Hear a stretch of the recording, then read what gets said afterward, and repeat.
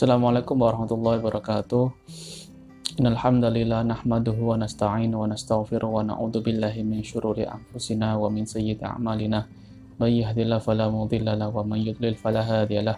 Wa asyhadu an la ilaha illallah wa asyhadu anna Muhammadan abduhu wa rasuluh la nabiyya wa rasula ba'da. Rabbi ishrah li sadri wa yassir li amri wahlul 'uqdatam min lisani yafqahu qawli. Alhamdulillahirabbil alamin. Puja dan puji syukur kehadirat Allah Subhanahu wa taala yang telah memberikan kita nikmat sehat, ya kan? Nikmat iman, nikmat Islam, ya. Jadi kita bisa kembali bertatap muka, ya, bertatap muka dengan channel Kang Aswar. Tetap di acara Haji Samsu Ngaji Islam Santuy. Baik, kita akan melanjutkan pembahasan kitab Fikrul Islam yang sebagaimana kemarin ini videonya tertunda satu episode, dan kini kita akan mengulas kembali buku Fikrul Islam karya Muhammad Ismail. Baik, kita akan bacakan ini sampai di bab kedua, ya. Judulnya ialah Allah adalah zat yang hakiki dan wujudnya bisa dirasakan, bukan sekedar khayalan dalam otak manusia. Jadi nanti di bab ini itu kita akan menyanggah pendapat-pendapat orang-orang barat yang mengatakan bahwa Tuhan itu tidak ada. Yang ada adalah ide ketuhanan saja, tapi wujud Tuhan itu tidak ada, ya. Nah, kita akan jawab di buku ini akan menjawab pernyataan-pernyataan dari orang-orang barat tersebut, dan juga membantah ide komunis, ya, di mana mereka ini tidak meyakini adanya sang pencipta. Baik, saya akan bacakan. Kalau teman-teman bosen lihat saya baca, nanti di skip saja di penjelasan. Nanti saya kasih menitnya, di mana menit saya akan menjelaskan tentang bab yang kedua ini. Baik, saya bacakan. Bismillahirrahmanirrahim. Banyak orang di muka bumi ini, terutama di barat, yang meyakini dan mempercayai adanya Tuhan. Tetapi kepercayaan dan keyakinan mereka itu dibangun berdasarkan anggapan bahwa Tuhan itu hanya sekedar gagasan, bukan fakta real. Mereka beranggapan bahwa percaya pada Tuhan berarti mempercayai ide ketuhanan, ide yang mereka anggap bagus. Sebab selama seseorang berkhayal tentang ide tersebut, meyakini dan mengikuti khayalannya, dia akan terdorong untuk menjauhi keburukan dan mengerjakan kebajikan. Tentu ini menurut mereka merupakan dorongan dari dalam diri, pengaruhnya lebih kuat dibandingkan dengan dorongan dari luar. Karena itu, mereka beranggapan bahwa percaya pada Tuhan merupakan suatu keharusan dan harus digalakan agar manusia dengan sukarela tetap terdorong melakukan kebijakan dengan dorongan dari dalam dirinya, yang mereka sebut sebagai wazi din, kontrol agama. Baik, saya lanjutkan. Orang-orang yang berpandangan seperti itu tentu sangat mudah terjerumus dalam ateisme atau murtad dari sesuatu yang mereka yakini ketika akal mereka mulai berpikir dan mencoba menjangkau hakikat Tuhan yang mereka khayalkan. Namun, ketika akalnya tidak mampu menjangkaunya atau menjangkau tanda-tandanya, mereka dengan segera mengingkari wujud Tuhan dan kufur kepada Allah. Lebih celaka lagi, keyakinan bahwa Tuhan itu hanyalah gagasan, bukan fakta real, juga bisa menyebabkan perbuatan baik dan buruk hanya sekedar ide, bukan fakta real. Akibatnya seorang akan mengerjakan atau menjauhi perbuatan menurut kadar khayalan tentang ide kebaikan dan keburukan tersebut. Baik, saya jelaskan di paragraf 1 dan 2 ini. Jadi orang-orang barat beranggapan bahwa Tuhan itu tidak ada, ya. Yang ada adalah ide ketuhanan. Kenapa mereka mengatakan Tuhan itu tidak ada? Karena Tuhan tidak bisa dilihat. Nah, ini ide-ide orang barat ini, ya. Cara berpikir orang barat itu kalau tidak melihat, maka dia tidak meyakini. Ya, seperti orang ateis itu kan, tidak percaya Tuhan. Karena kenapa? Ya Tuhan tidak bisa dilihat. Mana Tuhannya? yang membuat bumi ini, tidak ada. Jadi mereka itu tidak mempercayai sesuatu yang tidak bisa mereka lihat. Nah, itu sebabnya. Jadi kalau orang-orang ini berkhayal tentang ide ketuhanan, maka mereka akan terdorong untuk melakukan perbuatan baik, karena dia beranggapan bahwa Tuhan itu adalah ide semata. Nah, kalau kita punya ide ketuhanan, maka kita merasa diawasi Tuhan. Nah, maka kita akan bertindak sesuai dengan kebaikan-kebaikan yang ada menurut mereka, ya, menurut mereka. Nah, orang-orang yang tidak percaya Tuhan ini bisa disebut dengan ateisme, ya, bisa kita sebut dengan ateis, atau mungkin kalau yang tren di Indonesia ini paham komunis atau ideologi komunisme. Lah, mereka ini tidak mempercayai adanya Tuhan, bahwa agama itu hanyalah candu semata, ya, tidak ada manfaatnya. Nah, mereka ini tidak percaya dengan Tuhan karena apa? Ya tadi seperti yang saya katakan, Tuhan itu tidak bisa dilihat, maka tidak bisa dipercayai. Nah, baru kalau mereka melihat Tuhan, mereka akan percaya. Nah, itu pemikiran orang-orang Barat pada saat itu. Nah, saya lanjutkan. Penyebab mereka memiliki keyakinan semacam itu adalah karena mereka tidak menggunakan akalnya dalam mengimani Allah. Mereka juga tidak berusaha mengurai secara rasional simpul besar atau uqdatul kubroh, yaitu pertanyaan natural tentang alam, manusia, dan kehidupan, tentang apa yang sebelum dan sesudah dunia, kehidupan dunia, serta keterkaitan ketiganya atau alam, manusia, dan kehidupan dengan apa yang ada sebelum dan setelah kehidupan ini. Mereka hanya mendapatkan penyelesaian yang telah diberikan oleh pendikte mereka. Mereka menerima penyelesaian ini dan tetap beriman tanpa berusaha menjangkau secara indrawi apa yang mereka yakini. Ironisnya, banyak di antara mereka yang berusaha menggunakan akalnya, namun justru mereka selalu mendapat jawaban seolah-olah agama ini di luar jangkauan atau akal, atau irasional. Akhirnya mereka pun dipaksa diam. Seharusnya yang benar adalah bahwa Allah merupakan zat yang hakiki atau nyata adanya, bukan sekedar khayalan. Wujudnya pun dapat dijangkau dan diindra, meski mustahil untuk menjangkau dan melihat zatnya. Bukankah Anda menyaksikan bahwa seseorang bisa meyakini adanya pesawat hanya dengan mendengarkan suaranya yang menggema di udara, meskipun dia berada di dalam ruangan? Dengan kata lain, melalui indera yang bisa mendengarkan bunyi pesawat terbang, dia bisa menjangkau adanya pesawat tersebut, meski dia sendiri tidak melihat dan tidak mampu mengindra zatnya. Dia meyakini keberadaan pesawat tersebut hanya dengan mendengarkan suaranya. Dia juga membenarkan dengan pasti dan meyakini keberadaan pesawat terbang tersebut. Menjangkau keberadaan pesawat tentu berbeda dengan menjangkau zatnya. Menjangkau zatnya tidak dapat diperoleh ketika zatnya tidak bisa dijangkau. Berbeda dengan menjangkau keberadaannya yang dengan pasti tetap bisa dilakukan melalui suaranya. Keberadaan pesawat terbang adalah suatu yang nyata, bukan sekedar ide khayalan. Demikian pula segala sesuatu yang bisa dijangkau oleh indera manusia, maka keberadaannya merupakan perkara yang pasti dan meyakinkan karena bisa disaksikan dan diindra. Begitu pula adanya sifat saling membutuhkan antara satu benda dengan yang lain merupakan sesuatu yang pasti karena bisa disaksikan dan diindra oleh manusia. Tata surya di angkasa membutuhkan aturan sebagaimana api membutuhkan pemakai agar bisa menyala.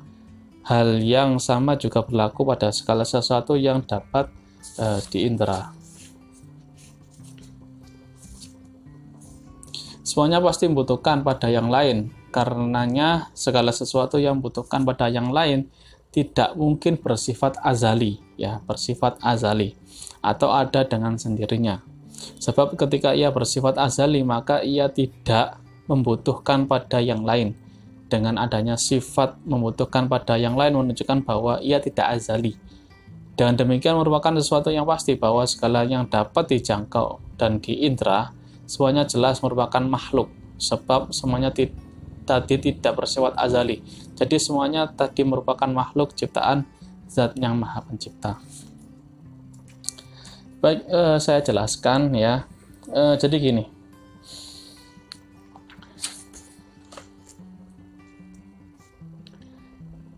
Kita ini memang tidak dapat menjangkau zatnya Allah.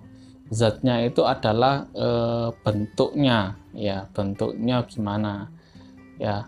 Allah itu punya tangan, tangannya gimana, ya. Allah itu bersemayam di arsy-nya gimana, atau bersemayam gimana. Itu tidak dapat kita jangkau, ya. Tidak dapat kita jangkau karena memang di luar panca indera. Kita hanya bisa menjangkau sesuatu yang bisa dijangkau oleh panca indera, ya. Jadi kalau kita tidak bisa melihat malaikat misalnya, tidak bisa kita lihat, ya kita tidak bisa menjangkau wujudnya malaikat. Tapi kenapa kok kita bisa baca malaikat? Karena sudah ada di dalam Al-Quran. Kita mengimani Al-Quran. Nanti ada pembahasannya mengapa kita harus beriman dengan Al-Quran, apakah Al-Quran benar-benar buatan Allah atau bisa jadi buatan manusia, buatan Muhammad, ya. Nanti akan kita bahas. Tapi yang awal kita bahas adalah memang Al-Quran adalah suatu kebenaran, ya, buatan Allah Subhanahu wa taala, murni dari Allah Subhanahu wa taala. Nah, jadi kita itu tidak bisa menjangkau zatnya Allah, tapi kita dapat menjangkau wujudnya Allah atau keberadaan Allah. Melalui apa? Melalui alam semesta ini, ya. Karena tidak mungkin sesuatu yang ada itu ada dengan sendirinya. Pasti membutuhkan satu dengan yang lain, atau bisa disebut dengan makhluk atau ciptaan. Nah, ciptaan ini pasti membutuhkan sesuatu yang lain. Api itu bisa menyala harus membutuhkan gesekan, ya kan, antara batu dengan batu atau gas dengan percikan listrik. Ya, kalau kita punya LPG kan, gas dengan percikan listrik jadi api. Kalau dulu tidak ada, jadi batu digesek-gesek, ya, jadi api. Nah, kalau sekarang memang sudah modern, jadi tinggal cetek gitu kan muncul api. Kalau dulu orang tua kita kan lebih sulit, ya, cari kayu, terus menyalakan korek, ya, kasih gas. Nah, itu bakar masak sesuatu itu ditungku, lalu ditiup, ya, susah sekali, ya. Sekarang kan enak. Sebagaimana ini dijelaskan, sebagaimana kita bisa menjangkau adanya pesawat tanpa melihat pesawat itu, hanya dengan mendengar suaranya. Jadi kalau kita ada pesawat lewat, ya, itu kita yakin, oh ini ada pesawat, meskipun kita tidak bisa melihatnya. Ya, berarti segala sesuatu yang tidak dapat dilihat itu bukan berarti tidak ada. Nah, surga neraka itu tidak bisa dilihat, tapi itu ada. Kenapa? Karena dicantumkan di dalam Al-Quran. Nah, itulah pentingnya iman. Akal ini adalah pemberian Allah untuk melihat tanda-tanda kekuasaan Allah Subhanahu wa taala, bukan untuk mengamati zatnya. Ya, kalau zatnya itu tidak bisa kita amati, tapi kalau tanda-tanda kekuasaannya itu bisa kita jangkau dengan panca indera. Sebagaimana banyak firman Allah Subhanahu wa taala, saya bacakan. Bismillahirrahmanirrahim di surat Al-Isra ayat 12. A'udzubillahi minasyaitonirrajim wa ja'alna laila wan nahara ayatayn famahawna ayatal laili wa ja'alna ayatan nahari mubsiratan litabtaghu fadlan min rabbikum wa lita'lamu 'adadas sinina wal hisab wa kulla syai'in fassalnahu tafsila. Yang artinya, dan kami jadikan malam dan siang sebagai dua tanda, ya. Lalu kami hapuskan tanda malam. Ya, hapuskan tanda malam berarti terbitnya matahari. Kami jadikan tanda siang itu terang. Sedangkan kalau siang kan terang, kalau malam gelap. Agar kamu mencari karunia dari Tuhanmu. Memang di sini Allah memberikan penegasan bahwa waktu pagi ini memang kebanyakan manusia buat untuk mencari karunia Allah atau bekerja. Seperti di surat An-Naba kan, wa ja'alna al-laila libasa wa ja'alna an-nahara ma'asya. Dan kami jadikan malam itu selimut ya bagi kamu, dan dijadikan an-nahar itu siang menjadi tempat untuk bekerja. Nah, itu waktu untuk bekerja. Dan supaya kamu mengetahui bilangan tahun-tahun dan perhitungan, dan segala sesuatu telah kami terangkan dengan jelas ya. Jadi itu tanda-tanda kekuasaan Allah. Allah bisa menghapus malam jadi ke siang, siang menjadi malam. Ya, memutar bulan, matahari, ya itu kan siapa yang memutar ya? Apakah manusia? Kan tidak mungkin. Nah, siapa yang bisa memutar bulan tepat dalam orbitnya, matahari dalam orbitnya, planet-planet dalam orbitnya? Itu kan ada yang mengatur. Ya. Apakah makhluk? Ya pastinya bukan. Di ayat yang lain Allah jelaskan, inna fi khalqis samawati wal ardi wa ikhtilafil laili wan nahari wal fulkil lati tajri fil bahri bima yanfa'un nas wa ma anzalallahu minas samaa'i mim ma'in fa ahya bihil arda ba'da mautiha wa bassa fiha min kulli dabbatin wa tasrifir riyahi was sahabil musakharina bainas sama'i wal ardi la ayatil liqaumin yaqilun. Yang artinya sesungguhnya dalam penciptaan langit dan bumi silih bergantinya malam dan siang, bahtera yang belayar di laut membawa apa yang berguna bagi manusia, dan apa yang Allah turunkan dari langit berupa air. Lalu dengan air itu dia hidupkan bumi sesudah mati atau keringnya, dan dia sebarkan di bumi itu segala jenis hewan dan pengisaran angin dan awan yang dikendalikan antara langit dan bumi. Sesungguhnya terdapat tanda-tanda kekuasaan dan kebesaran Allah bagi kaum yang memikirkan. Ya, jadi bagaimana Allah itu menghidupkan sesuatu yang sudah mati dengan air. Kita lihat kalau ada tanah itu kan tidak ada tumbuhan, tapi kalau sudah hujan itu tumbuh rumput-rumput. Nah kan pertanyaannya, siapa yang menghidupkan rumput itu? Siapa yang menghidupkan rumput itu? Tiba-tiba muncul pohon, kadang ya yang kebanyakan sih rumput ya, biasanya tumbuh pepohonan juga. Kalau di Indonesia ini kan banyak pohon mangga ya. Pertanyaannya, pohon mangga itu siapa yang ngasih gulanya? Siapa yang ngasih asamnya kok bisa kecut? Ada yang manis, ada yang kecut ya. Itu kan pertanyaan.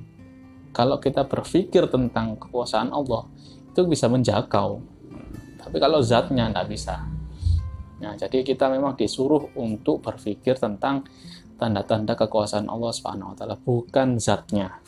Di ayat yang lain, a'udzubillahi minasyaitonirrajim, bismillahirrahmanirrahim, surat An-Nahl, wallahu anzala minas samaa'i ma'an fahya bihil arda ba'da mautiha inna fi dzalika laayatan liqaumin yasma'un.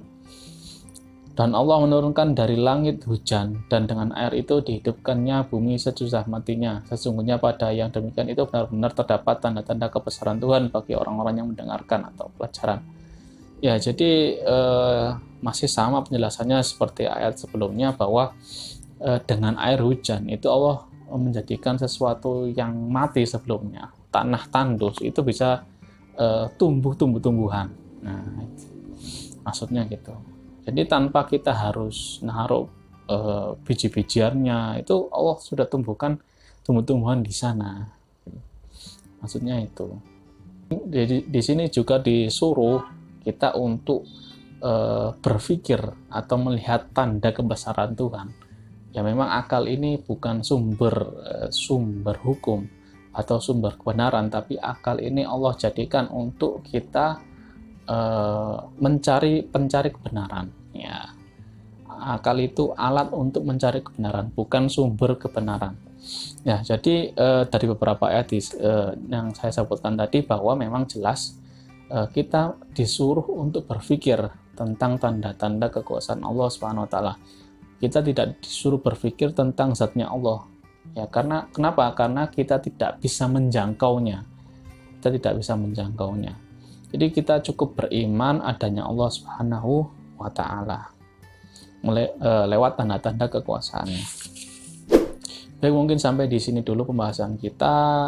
Saya akan lanjutkan di video berikutnya. Mungkin akan ada part 2 di bab 2 ya, bab 2 part 2. Nah, kenapa? Karena agak panjang pembahasannya ya. Kita istighfar 3 kali dan baca doa kafaratul majelis. Astaghfirullahaladzim, astaghfirullahaladzim, astaghfirullahaladzim. Bismillahirrahmanirrahim. Subhanakallahumma bihamdika asyhadu an la ilaha illa anta astaghfiruka wa atubu ilaik. Wassalamualaikum warahmatullahi wabarakatuh.